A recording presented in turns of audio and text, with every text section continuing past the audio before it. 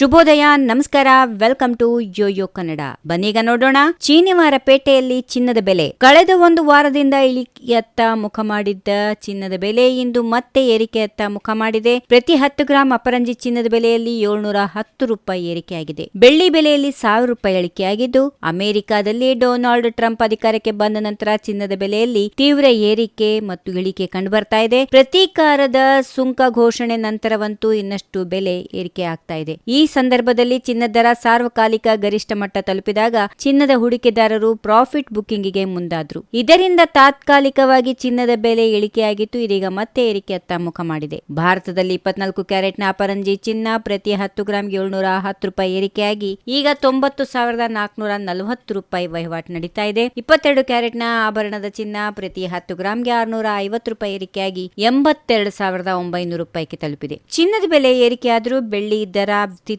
ವಿಭಿನ್ನವಾಗಿದೆ. ಬೆಳ್ಳಿ ತನ್ನ ಗರಿಷ್ಠ ಮಟ್ಟದಿಂದ ಈಗಾಗಲೇ 11,000 ರೂಪಾಯಿ ಇಳಿಕೆಯಾಗಿದ್ದು, ಇತ್ತೀಚೆಗೆ ಮತ್ತೆ 1,000 ರೂಪಾಯಿ ಇಳಿಕೆಯಾಗಿ ಪ್ರತಿ ಕೆಜಿಗೆ 94,000 ರೂಪಾಯಿಗೆ ಬಂದು ನಿಂತಿದೆ. ಬೆಂಗಳೂರಲ್ಲಿ ಚಿನ್ನದ ಬೆಲೆ 22 ಕ್ಯಾರೆಟ್ ಇಂದು 10 ಗ್ರಾಂಗೆ 82,950, 24 ಕ್ಯಾರೆಟ್ನ 10 ಗ್ರಾಂ ಚಿನ್ನದ ಬೆಲೆ 90,490 ರೂಪಾಯಿ ಇದೆ.